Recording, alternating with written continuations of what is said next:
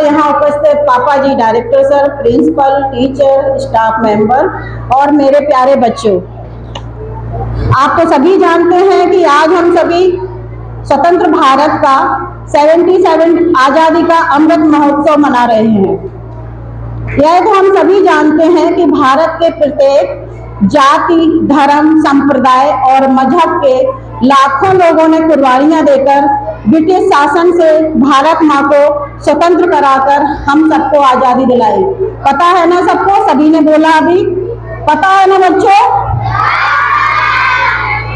आजादी हमें बहुत मुश्किल से मिली है। प्रिंसिपल मैम ने भी बताया, साक्षी मैम ने भी बताया, श्रेया मैम ने भी बताया ना। पर आज मैं इतिहास में ज्यादा न जाकर वर्तमान समय में जो घटित हो रहा है उस पर कुछ कहना चाहती हूँ, वो भी आप लोग ध्यानपूर्वक सुनेंगे। लिसन केयरफुली बच्चों, मैं वर्तमान समय की बात करना चाहती हूँ। यह राष्ट्रीय त्योहार भारत के गौरव का प्रतीक है, लेकिन वर्तमान समय की स्थितियां कुछ अलग ही रूप ले चुकी हैं।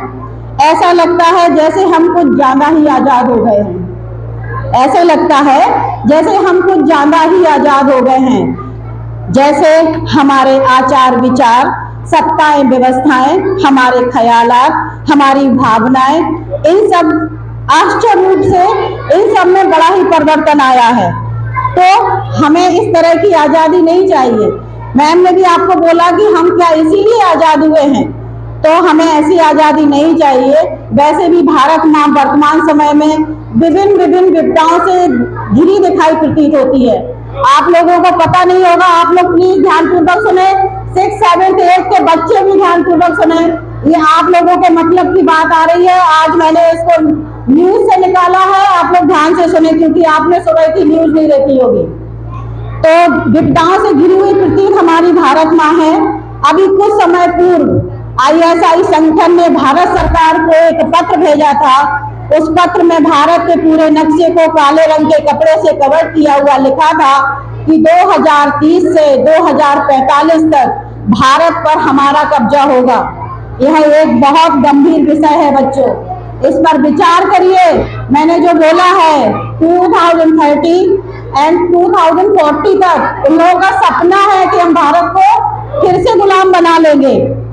आज हमें अपने राष्ट्र और मातृभूमि की रक्षा के लिए सतत और गंभीर प्रयास तो करने ही होंगे, क्योंकि आज भारत माता के पास भगत सिंह, राजगुरु, सुखदेव जैसे बेटे नहीं हैं क्या? आज भारत माता के पास राजगुरु, भगत सिंह, सुखदेव जैसे बेटे नहीं हैं। अब यह दायित्व हमारे स्कूल और टीचर्स के कंधों पर आ गया है। किस पर आ गया है? ये छोटा सा जो आप दिख रहे हैं ना, छोटे छोटे बच्चे, ये कल का भारत बैठा हुआ दिखाई दे रहा है हम लोगों को। तो स्कूल पर और टीचर्स पर ये जिम्मेदारी आ गई है। तो मेरे टीचरों से भी अनुरोध है, मेरे टीचर भी ध्यानपूर्वक सुने कि वो बच्चों को किताबी ज्ञान के साथ साथ राष्ट्र हित व राष्ट्र प्रेम करना भी सिखाएं, जिससे वो भारत माता की आन बान और शान की रक्षा के लिए तत्पर रहें।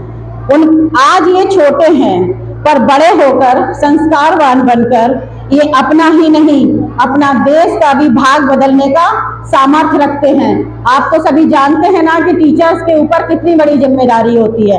तो सभी लोग टीचर्स इस बात का ध्यान रखें। ये कल के भारत को आपको ही तैयार करना है। और आप सब देख रहे होंगे बच्चों कि अपना देश बदल भी रहा है, देख रहे हैं ना, है ना। वर्तमान समय में जो देश की बागडोर है वो बहुत ही सुरक्षित हाथों में है ना, हमारे प्रधानमंत्री जी के हाथों में। वर्तमान समय में जो देश की बागडोर है वो बहुत सुरक्षित हाथों में है, और हमें इस पर गर्व होना चाहिए कि अब देश को एक नई पहचान मिली है और अपना देश विश्व गुरु बनने की ओर अग्रसर है। देश की वर्तमान सरकार ने बहुत ही महत्वपूर्ण और कठिन फैसले लिए हैं। उनमें से कुछ फैसले आप सभी को भी ज्ञात होंगे, लेकिन मैं अपने तरफ से कुछ फैसले यहाँ पर बता रही हूँ, ईयर बाय ईयर बताऊंगी। जैसे कि 2015 में स्वच्छ भारत अभियान, जिससे हमने अपने आसपास स्वच्छता से रहना, अपने देश को कैसे स्वच्छ रखें सीख लिया है। 2016 यानी कि 2016 नोटबंदी, जो कि हमारे प्रधानमंत्री जी ने 1000 और 500 के नोट चलन से बाहर कर दिए थे। 2017 यानी 2017 जीएसटी लागू होना, यानी एक देश एक टैक्स हुआ ना, ये उपलब्धियां हैं अपने देश की। 2018 यानी 2018 में आयुष्मान भारत यानी मतलब इसका है प्रधानमंत्री जन आरोग्य योजना, जो एक स्वास्थ्य से संबंधित योजना है।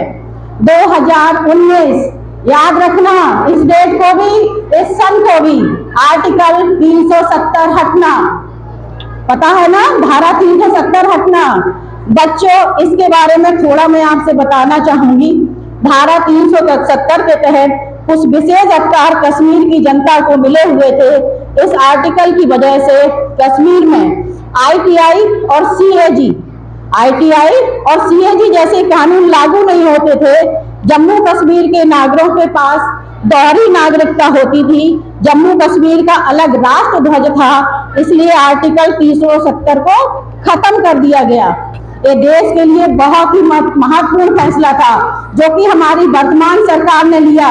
तो उस सरकार के लिए एक जोरदार क्लैपिंग। और इसी 2019 में यानी 2019 में राम मंदिर पर सुप्रीम कोर्ट का फैसला आना, ये भी सालों से कोर्ट में केस चल रहा था। फिर आया 2020 कोरोना जैसी महामारी पूरी दुनिया को घुटने पर ला दिया था। तब कोरोना से बचाव के लिए पूरे देश को स्वदेशी वैक्सीन करवाकर अपने देश ने अन्य देशों को भी वैक्सीन दी। ये देश की ताकत और सही समय पर लिए गए निर्णय को दर्शाता है ना। फिर आया है 2021 यानी 2021 डिजिटल इंडिया। फिर आया 2022 5G सेवाएं। ऐसे अनगिनत कार्य हुए। मैंने यहाँ जो ईयर बाई ईयर यहाँ बताया है, ऐसा न लगे कि मैं कोई सरकारी रिपोर्ट दे रही हूँ, लेकिन मेरे देश की उपलब्धियां जो देश ने हासिल की मैं वो बताना चाह रही थी। बस मैं इस लाइनों के जरिए बताना चाहती हूँ, ना मैं सरकार में हूँ, ना मेरा ये रौब है, ना मैं सरकार में हूँ, ना ही मेरा ये रौब है, ना ही बड़ा सा मेरा नाम है, ना ही बड़ा सा मेरा नाम है। मुझे तो बस इस बात का गुरूर है कि मैं हिंदुस्तान की हूँ और हिंदुस्तान मेरा है। मुझे तो बस इस बात का गुरूर है कि मैं हिंदुस्तान की हूँ और हिंदुस्तान मेरा है। क्योंकि जब हिंदुस्तान की बात आती है तो मेरे अंदर कुछ ऐसा जज्बा आता है कि बस कुछ करना है। अभी हम अपने प्रधानमंत्री जी को कुछ नहीं करते हुए देखते हैं। आप लोगों से आज एक बात शेयर करना चाहते हैं। हम अपने प्रधान सेवक के लिए प्रार्थना करते हैं, क्योंकि आज हम वो हैं तो हम हैं, हम सुरक्षित हाथों में हमारा देश है ना। ये हिंदुस्तान, जैसे मैंने कहा ना, बहुत सारे कार्य हुए, जैसे कि आपने भी सुना होगा विंग कमांडर अभिनंदन वर्धमान पाकिस्तान से कुछ घंटों में वापस आना, यूक्रेन में फंसे भारतीय छात्रों को वापस लाना, सेना के जवानों से लेकर आम आदमी तक बदलाव दिखा। ये बदलाव देखना ही चाहिए, क्योंकि अब हम आजाद भारत के नागरिक हैं। सच में हमारा हिंदुस्तान बदल रहा है। अभी आपने 2 दिन पहले सुना होगा या देखा होगा, सुन रहे हैं ना आप सब लोग? आपको सबको समझ में आ रहा है ना? ठीक, अब ध्यान से सुनो। 2 दिन पहले की न्यूज है, आप लोगों को ध्यान रखना है कि भारत दुनिया की 5वीं सबसे बड़ी इकोनॉमी वाला देश बन गया है। जिस ब्रिटेन ने 200 साल तक राज किया, अभी मैम ने पूछा था ना कि ब्रिटेन ने कितने साल तक राज किया था, 200 ईयर्स। जिस ब्रिटेन ने 200 साल तक राज किया, वो आजाद, जो हम आज पर्व मना रहे ना आजादी का, उसी ब्रिटेन को पीछे छोड़कर भारत विश्व की 5वें नंबर की अर्थव्यवस्था वाला देश बन गया है ना। अब भारत के आगे सिर्फ 4 देश हैं, अमेरिका, चीन, जापान और जर्मनी। 4 देश हैं। भारत 5वें नंबर पर अर्थव्यवस्था में आ चुका है। तो अब मैंने काफी कुछ कह लिया है। डायरेक्टर सर को मैं साहिब ऐसे जन्म दिवस की बहुत बहुत शुभकामनाएं देना चाहती हूँ। हम सभी आजादी के पर्व के साथ साथ आपका जन्म दिवस ऐसे ही मनाते रहें। हैप्पी बर्थडे पापा जी। अतः अंत में यहाँ इंडिपेंडेंस डे के अवसर पर एकेडमी के बच्चों ने बहुत ही अच्छी प्रस्तुतियां दी हैं, जो बहुत ही सराहनीय हैं। जो मुझे सबसे ज्यादा एक जो देश का गीत बच्चों ने गाया, रानी लक्ष्मीबाई में तो हम बैठे हुए थे, वहां आंसू मैंने डायरेक्टर सर की आंखों में देखे, आसपास के लोगों के आंखों में देखे, क्योंकि वो रूह कांपने वाली, जैसे अंदर से ना रोम रोम एकदम से रोमांचित हो जाता है, वो वाला सीन नजर आया। बच्चों ने बहुत अच्छी परफॉर्मेंस दी। और सबसे बड़ी बात मेरे लिए खुशी की ये है कि पहली बार मेरा इस प्रोग्राम में कोई योगदान नहीं, पहली बार मेरा इस प्रोग्राम में कोई योगदान नहीं, लेकिन प्रोग्राम बहुत अच्छा हुआ।